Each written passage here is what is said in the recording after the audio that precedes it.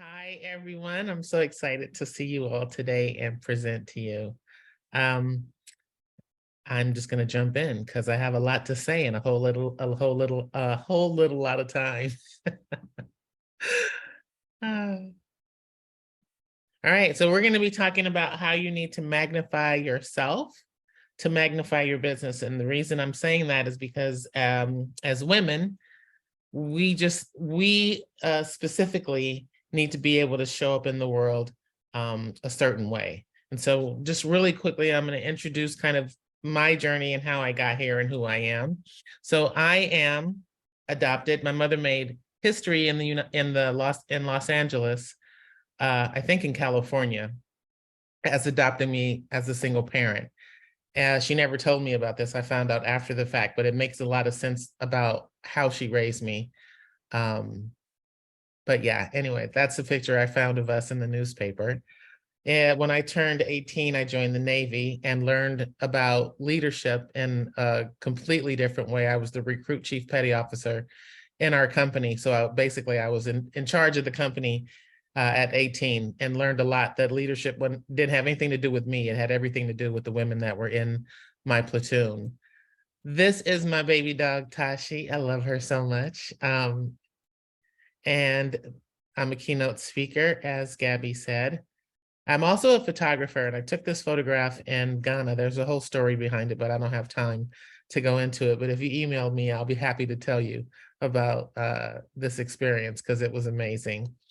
I am a world traveler, and I can tell you that my outlook on life changed once I left the United States. But I've been to 32 states and 8 international countries and counting. COVID slowed me down, so I haven't traveled out of the country since COVID. I am also a bass player. I still play the bass, but I also play the cello and a bunch of other instruments in high school. And I am an ancient Kemet historian. I love everything about ancient Egypt. This is an ankh that I wear on my neck, and I was just asked about it. I've been wearing it for over 20 years.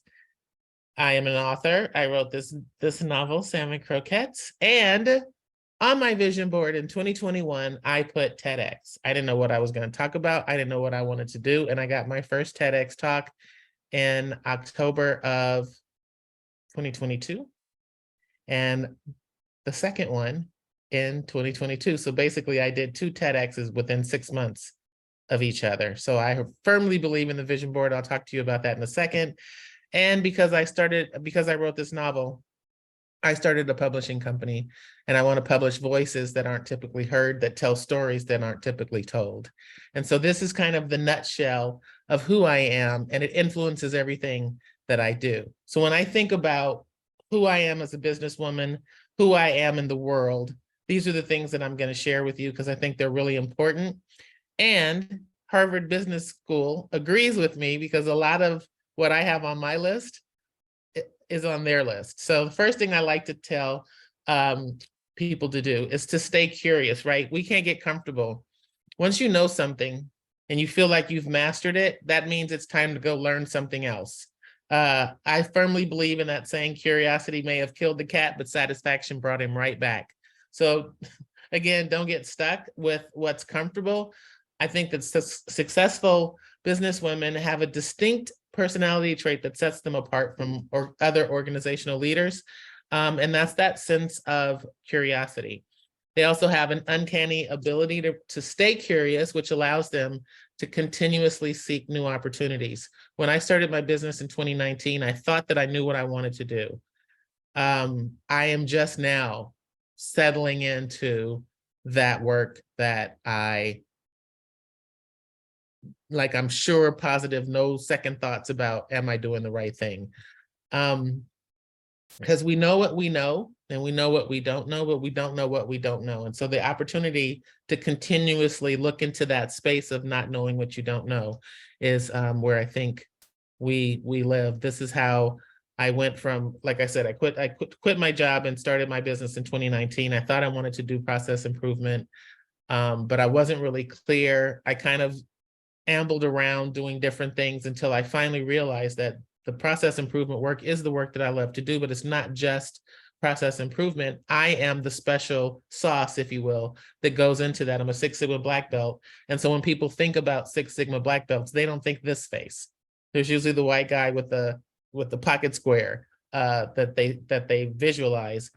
And part of what makes the work that I do, working with companies to improve their processes, I'm also building teams and coaching and training leaders on coaching leaders and then training them on how they can be better leaders for their organizations. So I realized that I was the special sauce, so I call myself the goddess of process. But I wouldn't have gotten there if I had just kind of stayed stuck in what I thought I wanted to do, right? Because sometimes that happens too. We think we know what we want to do because that's the thing that we're comfortable with. But I realized taking a step back, trying different things got me to where I am now to be able to do speaking, team building, coaching as part of what I do. The other thing is we gotta maintain our confidence. Like that is, to me, it should be like that. Curiosity and confidence should be one neck and neck, because confidence isn't something that you get to pretend you have. Kind of, I believe, like with dogs, when you're afraid of a dog and they can tell even if you're trying to act like you're not afraid. The same thing happens with people. They sense that we're afraid. And I think the lack of confidence has to do with some level of fear that we have. So even if you're not completely sure about what you want to do, even if you're not completely sure about the direction that you want to go, if you have a skill that you know that you're really good at, let that be the thing that you hold on to. And that's the confidence. That's the place where you put your confidence, so that when you're having a conversation with someone about your services and they get to the how much do you charge part, you don't begin to waffle. Because I don't think that men do this. I've been around a lot of male business owners and leaders, and when it comes to how much they charge, they don't even buckle. And sometimes they're not even that good at what they do. They have the confidence to make you believe, and people actually will spend a lot of money if you can say, I charged $10,000. I'll just tell you, this happened before I got on this call. I had another call with a company that wanted me to do a speaking engagement in India. And when it came down to it, they wanted me to pay them $1,500 deposit. I think it was a $1,500 deposit, and then $1,500 after I speak. And I'm thinking to myself, they want me to pay them $3,000 for me to speak and pay to go to India? I don't think so. And I said, without any equivocation, when he finished his spiel and asked me what I thought, I said, well, I get paid anywhere between $15,000 and $25,000 to speak, so I'm not really interested in paying to speak. And then that was it. Now, 2 years ago even, I would have felt like this is an opportunity, this is going to help me get business, and I probably would have done it. But I'm so confident now that that $3,000 that I would have been paying him, I could go pay somebody else to do something that's going to help me. But anyway, my point is, people will sell you whatever they think they can sell you with the same level of confidence that you should sell your services, if that makes any sense. And then be willing to be adaptable. We can't be rigid in our way of thinking and being. I believe that whoever we are in life is who we are in business. So let me just say that up front. We can't be one way when we're working with people and another way at home. So part of that adaptability means that we are willing to explore new opportunities, new challenges, because being an entrepreneur is an iterative process, and new challenges and opportunities present themselves to us at every turn, and we need to be adaptable for every scenario. I remember one time I was called to do a process improvement engagement, but when I started talking to the leader, I realized that the issue wasn't the process, because most times people blame the people in the process when it's really the process. But what I realized, the problem was the leadership team. And it didn't matter what I did for the company, as long as that leadership team stayed the way they were, nothing that I did was going to change the culture of the organization. And I just remember thinking to myself, and not even like, I didn't give it a whole lot of thought. I had that thought that they're the problem. And then I shifted gears and told them that I also felt like we should do some leadership development training. And I hadn't done leadership development training with C-suite executives. That's a whole different brand of individual. But I knew that, again, my work wasn't going to be very successful if I didn't focus on them first. And they asked me, I don't even think they asked me. I think they just said, okay, what are you thinking? And I told them, and I developed this leadership development workshop, and I sent them through it, and I became part of their weekly leadership meetings. And before you know it, I was the trusted advisor to the CEO.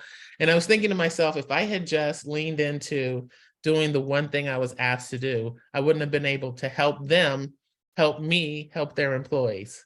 So that adaptability, being able to be flexible, all of that, groundbreaking. That's what I'm going to say. And then cultivate decisiveness. The worst thing in the world is to not be able to make a decision, especially like in that moment where I was being asked to do this work.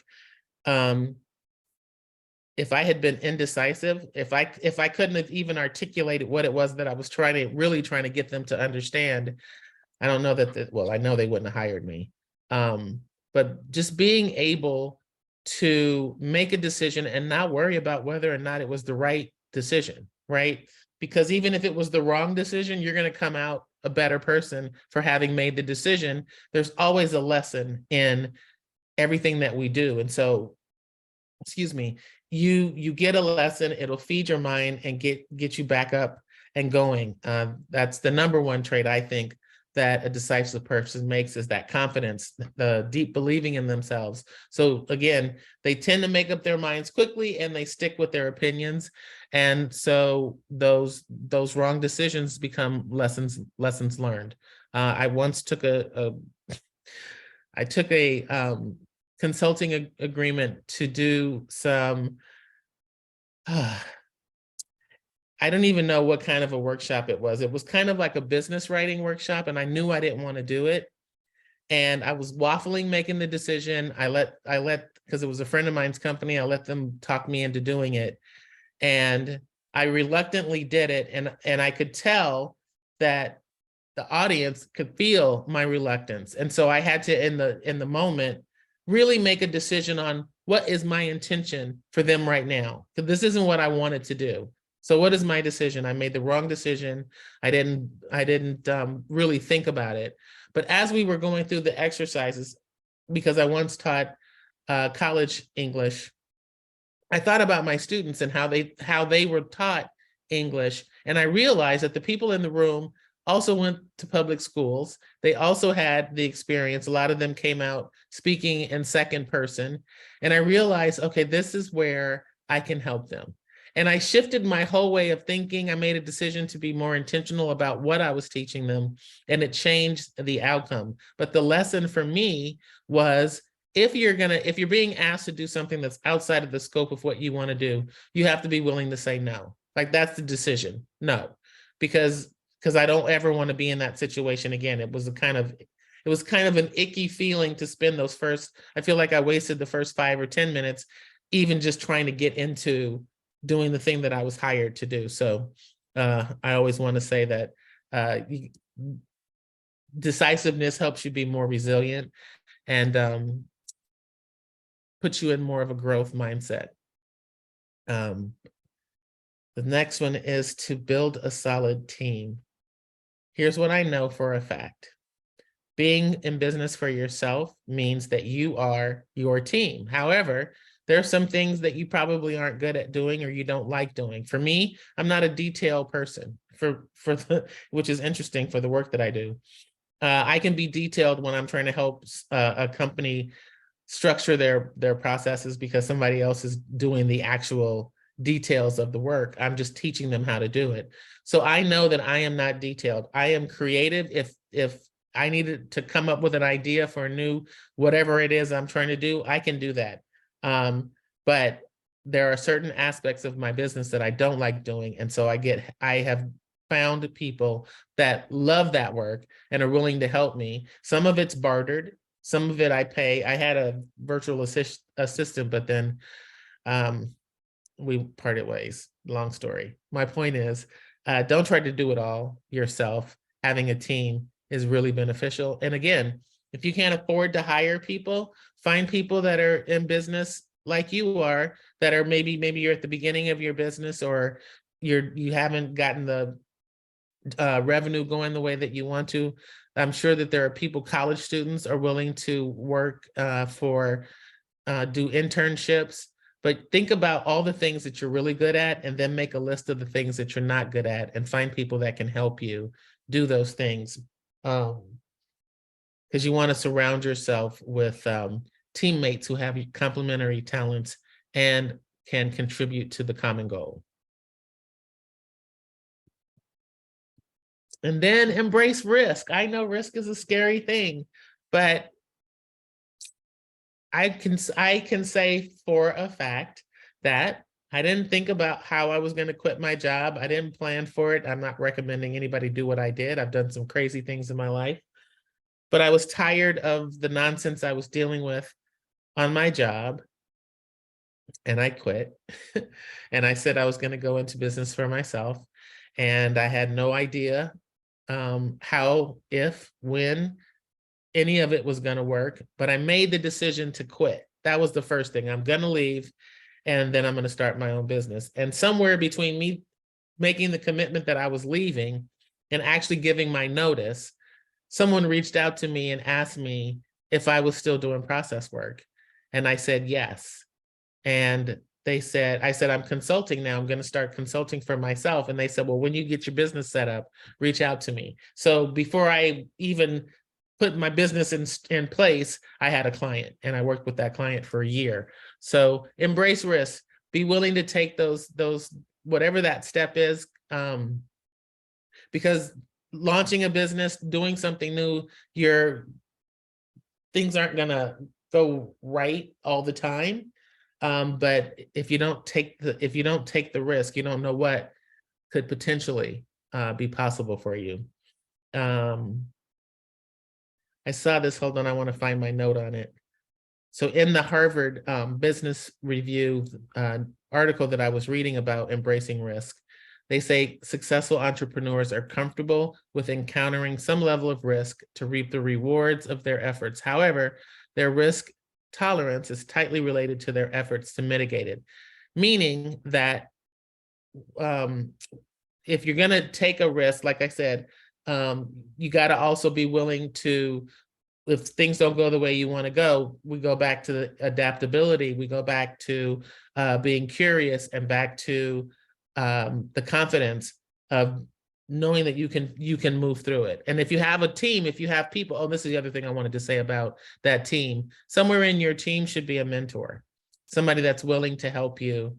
Mentors don't get paid, so they don't expect you to pay them to mentor you. So if you know somebody that's in business, they don't have to be doing the same type of business that you're doing, but they're in business, they're successful in business, then you want that person to mentor you. It's really important. And then get comfortable with failure, because in addition to managing risk and making calculated decisions, entrepreneurship requires a certain level of comfort with failure. I tell people all the time to get comfortable being uncomfortable. Failure is part of that discomfort, right? I think it says it's estimated that 75% of startups fail, and the reason for those failures are vast, and they encompass everything from a flawed business model to a lack of focus or motivation. I've been in all of those spaces. I had a client for that first year, so I kind of leaned into the fact that I had a cushion, if you will, while I figured out what I really wanted to do. But there was a level of failure even in that, because I didn't think about the fact that when this client engagement ends, I need to get new business. So I hadn't figured out how I was going to market, how I was going to sell myself, because I was relying on word of mouth. And so I had, and have had, and am still having some level of failure. Part of my issue right now is that I don't want to advertise on LinkedIn. I'm on LinkedIn, I post on LinkedIn, but there's something icky about getting in mail messages from people that are first of all, they assume that you don't even have, they assume that you're not making money or that you don't have a client base. So I didn't want to be in that bucket, but I feel like even the marketing part of it was a bit of a failure for me. I mean, I'm doing better now, but there's going to be an ebb and flow of failures as you go through your business. And so don't quit is, I guess, my whole point of saying this. Just know that you're going to get through it. And again, a failure is an opportunity to learn. I had never, as outgoing as I am, I had a fear of reaching out to people to sell myself, but I'm really good at it. When I am face to face with people, I'm really good at getting them engaged in whatever it is that I'm selling, whether I'm telling a story or I'm selling my services. But there was something that was preventing me from getting on the phone and making that phone call and doing the same thing. And I think a lot of it just in my head had to do with the fear of rejection. But guess what? Not doing it, there's a fear of not getting any revenue, which is then a fear of not having any money to pay my bills, which then becomes the fear of being on the street. So getting comfortable with that and just recognizing that the more you do it, the more I reached out to people, the more sales calls that I made, the more conversations I had, the more networking that I did, the better I got at it. So it may start off as a failure, but you will learn something from it so that you can move through it. And then remain persistent. Once you get comfortable being, or should I say, once you get comfortable with the possibility of failure, don't give up. Like I said, see the failure as an opportunity to learn and grow. And not only in the persistence of staying in business, but I think that persistence goes with kind of everything that you're doing in the work that you do.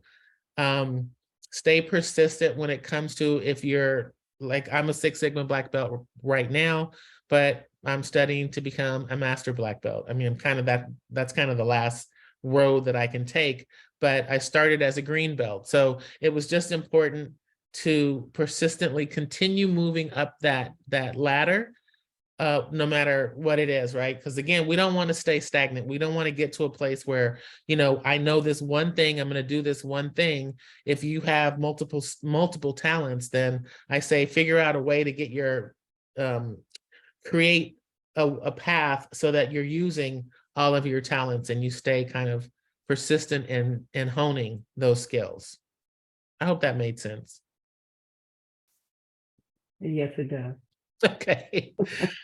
And then activate your innovation. So many ascribe to the idea that innovation goes hand in hand with entrepreneurship. And it's true.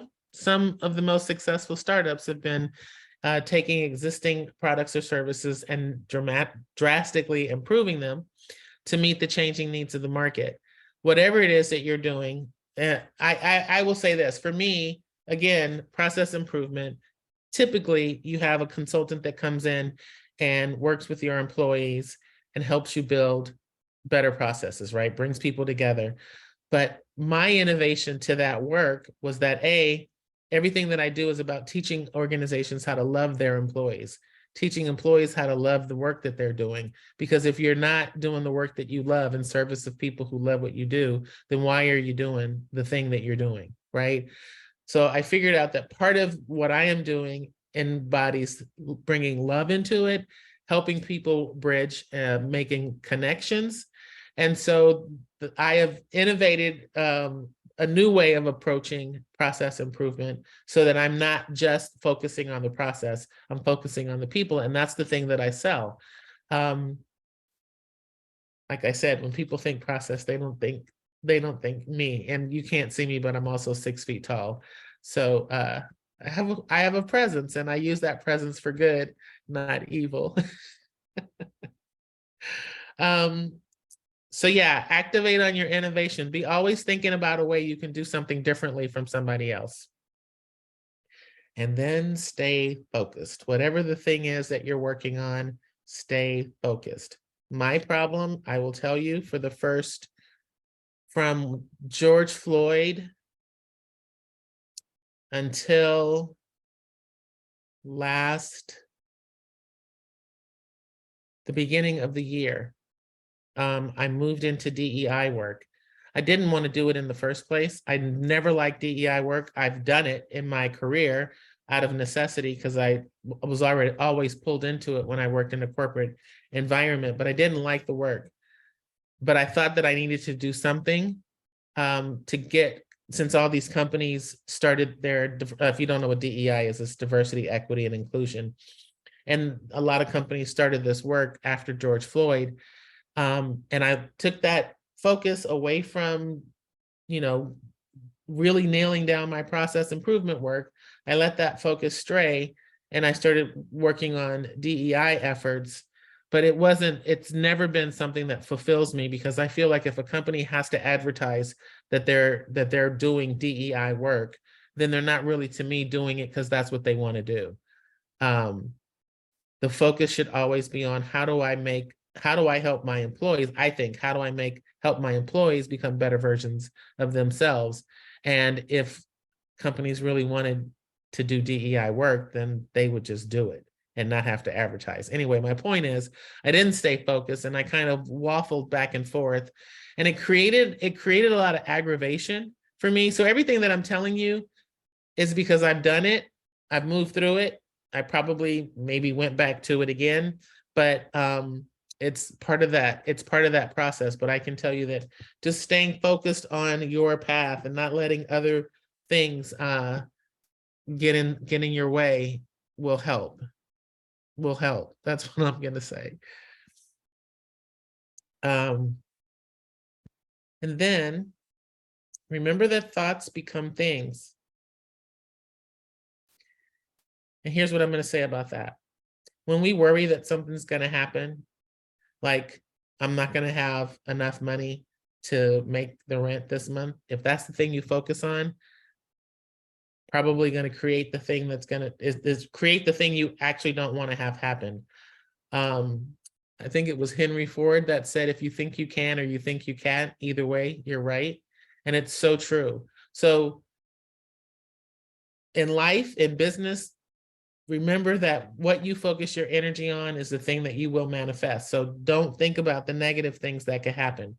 And everything that I said up until now, if you're focused on the positive outcome, if you're focused on, like my focus and my goal is to one day be on stages in front of tens of thousands of people talking about love and process, because love, life, and business is a process. So I am working toward that goal. And so when if something happens or I bid on something and I don't get it, I don't make that mean something. I used to make that mean something, which made it harder for me to bid on something the next time, or harder for me to put myself out there. And then because I was focused on I'm not good enough, or they're not going to want to work with me, then the opportunities started to dry up. I won't say they went away, but I started getting less and less of them. And then when I remembered, you're focusing on the wrong thing. What is the thing that you really want? What is the outcome that you want to have? That's what you should be focused on. And so it just warrants saying, focus on what you want, because I have to remind myself of this every day. And then, like I said, I travel the world. Here is what will happen. I believe if you leave the United States, first of all, it'll just give you a new perspective and a new kind of perspective on what's possible. For me as a Black woman, being in this country, I think that had I not left the United States, I'd be in the mindset that I can't do certain things because I'm Black. Leaving this country and being in other countries where people didn't even care that I was Black. I mean, it's not that they didn't notice it, but they didn't focus on it. We have this thing in the United States that's the thing that we focus on, and people make decisions, and especially in business, based on the color of your skin. Leaving the country made me realize, even though my mother taught me this, even though I spent most of my life knowing this, leaving the country was like the final message that I needed to get to understand that it's not about that. It's about who I am and what I bring into the world. And so, yeah, leaving the country was amazing for me. And so I like to tell, when I do a lot of speaking for young people, and I tell them, travel the world, because it does make a difference. And it even influenced the way I write. So yeah, and you can travel the world on a budget. I can tell you that there are some places that I went when I was teaching at the college level, and adjunct professors barely make enough money to live, that I was able to go. In fact, I went to Ghana for under $2,000. That included my airfare and my housing, and I was there for 3 weeks and had the experience of a lifetime. So travel and listen to your body. You cannot work more than you rest. You should rest as much as you work. The one thing that I am really good at is when my body says, I'm tired, I say, okay, let's go lay down. I believe in taking naps. Again, another thing I wouldn't have known. I went to Costa Rica, my first time in Costa Rica. The family, I lived with a family because I was doing a Spanish immersion workshop there. And the family would tell me to take siesta. And I was like, in the middle of the day? Yeah, take a nap, 15-minute nap. So I did that there. And then I was in the south of France, and they had shut down the whole beach. I think it was called the Beach Plage. It's where all the restaurants were along the beach. It was drizzling one day, and they closed everything. And the next day when I went, I said, why'd you guys close yesterday? And he said, oh, we thought it was going to rain, so we stayed home to rest. That never would have happened in the United States. There'd have to be literally cats and dogs falling from the sky for them to close down any business. So anyway, my point is, listen to your body. When your body wants rest, give it to it. And my favorite part is nurture your inner child. I have a 12-year-old inside of me. Her name is Zayla. That's actually the character in my novel as well. I love my little Zayla. And if she wants to go swing on the swings, we go swing on the swings. I live on the beach in Monterey. If she wants to go run in the water, we go run in the water. I feel like that just helps balance my life. I can't be all things I can't be just all business, because there's something about nurturing that inner child, getting your rest, traveling, doing the self-work that helps you become a better businesswoman. I think that the me of even 10 years ago would have been so focused on the business, I probably would have had 2 heart attacks by now, and a completely different person with a different outlook on life. So I'm really glad that I had someone who introduced me to kind of the spiritual way of approaching life from that Zen place. And then open your heart and mind. So I'm saying this because you're going to work with people who don't think like you, who you may not necessarily like. But if they're a potential client, then if your heart and your mind are open, you can find something about that person that's enough to give you a reason to want to work with them. I am working right now with a client. The CEO, pardon my French, is a jackass. There's no other way for me to say that, sorry. I don't like him very much, but because he's a jackass, he's that way to his employees. I care about his employees. I'm doing this work for his employees. So I had to allow myself to move past how I felt about him to think about the benefit that I could bring to his employees. So I try not to engage with him as much. And I work with the people that need it the most. And then the benefit will be that he will get what he wants out of it, which will be increased revenue. And the employees will have peace of mind because they won't be stressed out with the craziness that they're working in right now. So keep your heart and your mind open. And then, most importantly, make a commitment to yourself. In 2020, on July 26th, 2 days before my 50, oh my gosh, I'm going to be 56. So that was 53. 2 days before my 53rd birthday, I made a commitment to myself, and I got married to myself because I was thinking about the best way for me to show up in the world was to really be centered in myself. A lot of things happened after George Floyd. I think it happened for a lot of people, that we became more introspective and started thinking about how we could make the world a better place. I have never done this in my life, but after George Floyd, mostly because I didn't know about George Floyd until 2 or 3 weeks after it happened, because I don't watch the news. I don't have television. I don't watch television like that. And I wasn't on social media. So when I found out, I literally asked the universe, what can I do to make the world a better place? And the answer came back, love. And initially I was running around Monterey telling people I love them and going in shops and buying lunches and going to Starbucks and paying for the people behind me. And I was like, you're going to be broke before this is all said and done. Like the message became very clear that that wasn't the love I was being called to give. The love that I was being called to give was deeper than that, bigger than that. And I realized that I couldn't do that unless I loved myself. And when I asked myself, do you love you, Glodine? I was like, yeah, you all right. But when I really thought about it, the love that I had given relationships paled in comparison, or should I say the love that I was giving myself paled in comparison to the love that I had given to other people in relationships. So all the things that I'm telling you about, everything that I've said basically up till now, really became real for me when I made that commitment to myself. And I even bought myself a wedding ring. I lost it, and so then I got another one. But I keep this on as a reminder that nothing is more important than me, because I can't be of service if I don't take care of myself. I can't be a good consultant for my clients.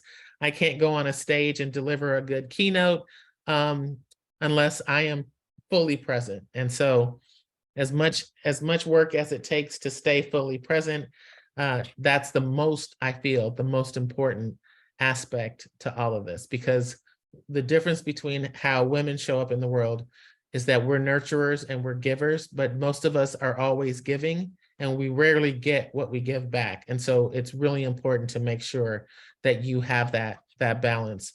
Even if nobody else will give it to you, you take that time for yourself. Sunday is my self-love Sunday.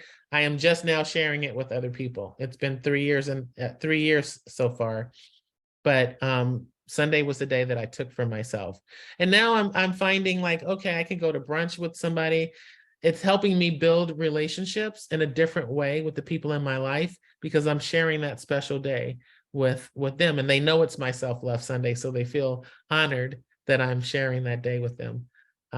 So anyway, all of this will help you magnify yourself, and then you become even better, stronger businesswoman. And I wanted to leave time for questions, which I did good. So let me stop sharing.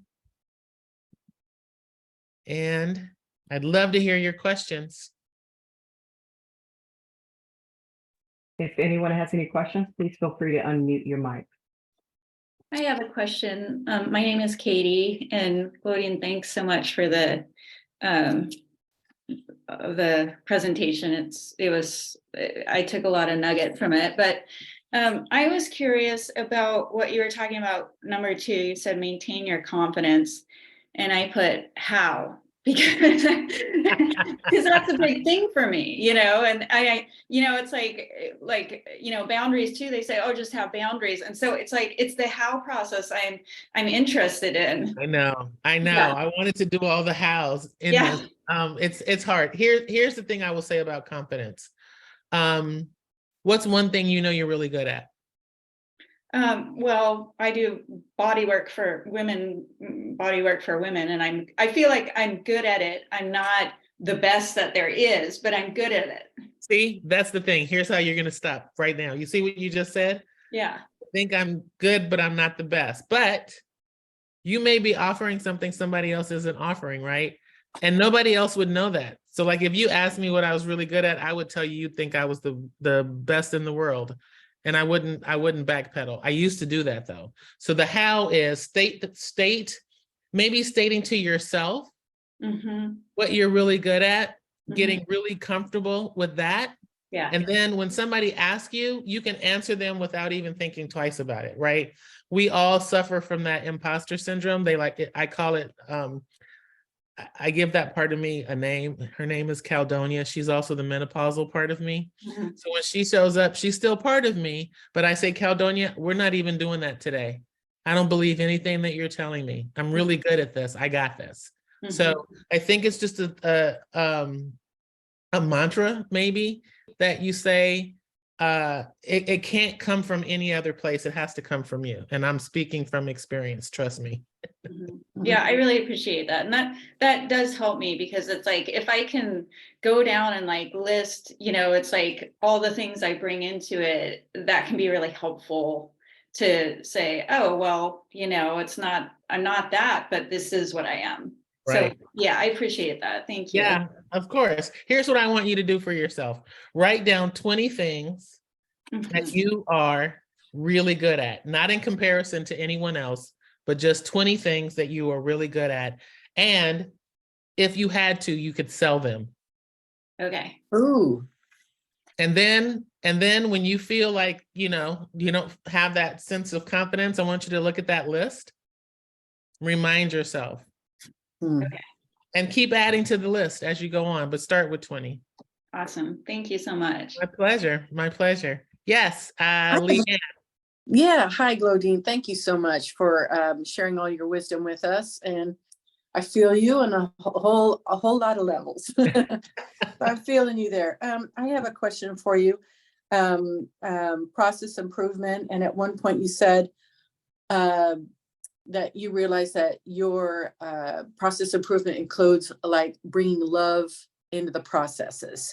And you said 3 things in really quick succession. So I didn't have time to write them down, but I'm really intrigued about that, because I believe that as well, that the more people like each other and can connect together, the better they're going to be in that business. Tell me about that. What did I say? The things I bring in are love, team building, and connection. Right. It goes in the love, connection. The team building happens kind of as an offshoot of it. Right. But everything that I do is about helping people in the agape space, not in the, when you say love in certain spaces. I was just talking to somebody in HR and they said, oh, don't say love. And I was like, oh God, agape love, the love we should have for each other anyway, right? So what is one of the things that you start with to start that process? Because I know I'm a musician and an artist, and the way people communicate with each other is way different than the office that I work in. So can you tell me a little bit how you introduce that concept to corporate people, office people? The love concept? Well, I've given it an acronym because God forbid I say love when I'm talking to somebody. Jen! Okay, sorry. Okay, sorry. My favorite person is on this call. I don't sell it as love. I ask CEOs if they care about their employees. And ask them what are the things that you do to show that you care. And then communication is usually something that's usually lacking in an organization. And then I will say you need to approach it with love. And then love is an acronym, however, for listen open-mindedly with vulnerability and empathy. And that's how I get the conversation going. Excellent. Thank you so much. Other questions?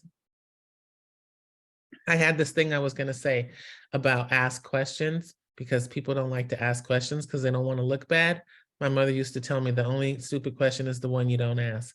So if somebody's sitting there thinking that they have a question, they don't want to look bad, ask it anyway. You might help somebody else. What was your favorite thing about Ghana? Oh my goodness. That picture that I showed you, I was in a little village called Shema, and I had just come from Elmina Castle. It's the slave dungeon. And I heard a little girl say, in my head, I heard a little girl's voice say, "Look at me." And I grabbed my camera. I had the telephoto lens on, and I didn't even think about where I was. I didn't know where I was focusing. I rolled the window down and I hit the shutter twice, and I got that little girl on the first shot. And I don't know what that connection I had with her was, but to me, it was a sign that my intuition is real because I listened to it. I would have missed that photo and that opportunity if I hadn't listened. That was my favorite moment. Not to mention the kids that I taught. They were also excited to learn English. They spoke English, but they were all excited to have a Black teacher because I was the first Black American they'd ever met. So the little boy, Richard from Nigeria, said, "Glaudine, Glaudine, are you here to teach us?" And I said, "Yes." "Very good. We are ready to land." Yes.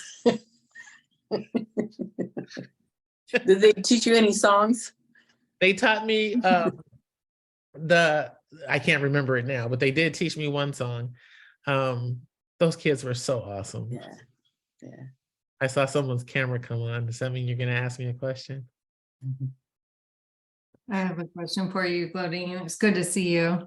I'm Hi. just beginning, so I don't want to repeat anything, but I'm sitting with this question, two parts to the question. One, how did you keep things in focus to get yourself here? And how do you keep yourself growing now that you've accomplished, and you've got all these systems in place to take care of yourself, and how are you continuing to grow? Okay, well, first and foremost, I don't know if you all know, but Jen is a consultant for the Women's Business Center. Jen helped me get focused. Remember that, what did you call it? Ocean. Yeah, I was in the ocean, all the things. Got so many things to do. You got a lot of things to do in your life. And she helped me get focused, and just getting focused, and I kind of spun out for a while, as you know, because I was feeling like I could do all of it. It didn't occur to me until recently that process improvement or continuous improvement, everything was under that bucket, right?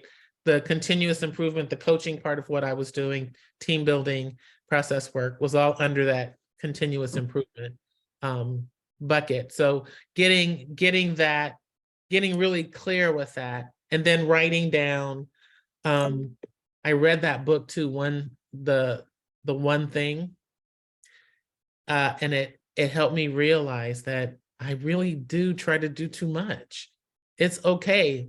Just set one goal and hit that goal. So a combination of those things. And you, my friend. It's all you, baby. But you have done amazing work, and thanks for showing up and sharing it with us. Thank you. I have a question. Yes. For me, I'm Yes. trying to do things backwards. I got married, had kids, ended up single, lived my life, went back to school, got my master's degree. And at that time, my father got ill. And so I got this big master's degree that I never told anybody that I had it, because to me, it didn't make me a different person. I just wanted to be the person I am. So after my father got ill, I ended up starting to be a caregiver for him. And then it just accumulated down the road. And then I decided to become a nonprofit to help people to stay at home instead of having to go to facilities. And now I'm at the point where I have board members who think I don't know what I'm talking about when I've been in nonprofits my whole life. Mm-hmm. So how do you, in the nice way,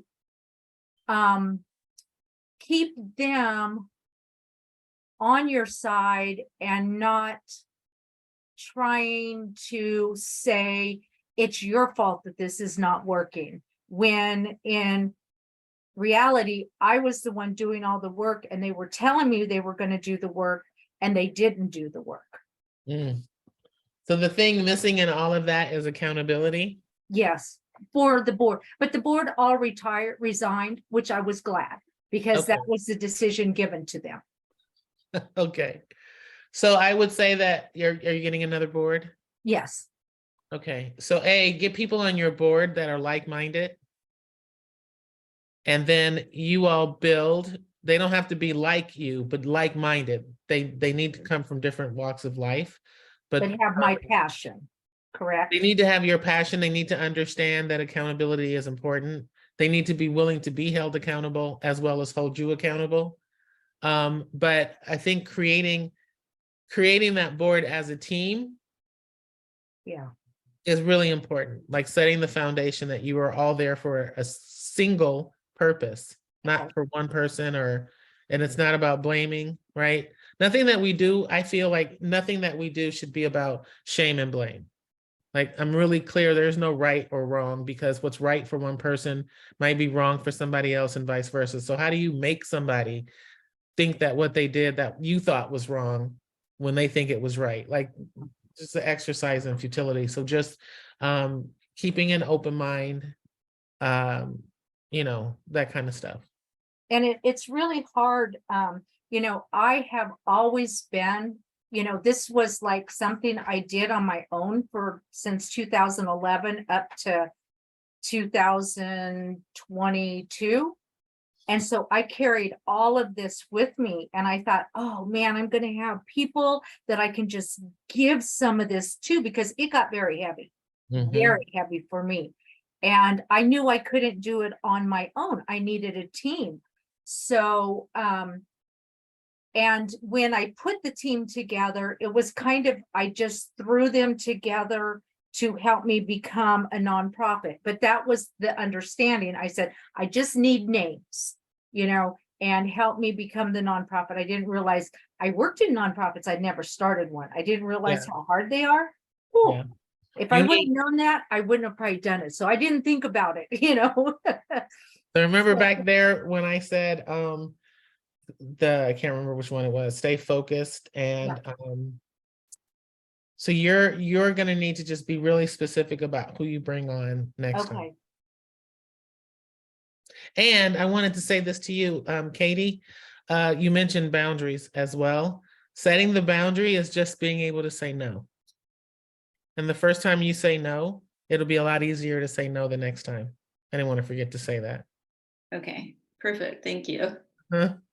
Practice. Yeah. Yeah. Look, I can't tell you. Again, 2 years ago, that guy would have said $3,000 to go speak in Indy, and all I would have been thinking about was the fact that I was speaking in front of all these people. But now, like, man, please, you must be joking. Mm-hmm. And I said no right to his face on the Zoom there. That's great. That's inspiration for me. Thank you. My pleasure. Gina, did you have a question? I don't want to put you on the spot, but it made me happy when your camera came on. No, I was just actually going to ask you about telling the story, because I'm a photographer as well, about your experience in Ghana. So it was cool to hear it, and somebody already asked it. So thank you. You're welcome. Where can we see other photographs of yours? They're not on the web, but I'm working on putting them out there. Okay. But if you can email me. I think my email is somewhere. You can email me and we can chat. I'd love to talk to you about Oh yeah, I'd love that. Absolutely. Yeah.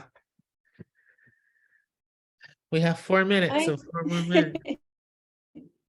I was wondering if you kind of spoke about it a little bit, but I don't know if it would follow under being focused. Is if you could talk more about when you offer yourself as a service, your experience, things like that, or if you're doing coaching, how do you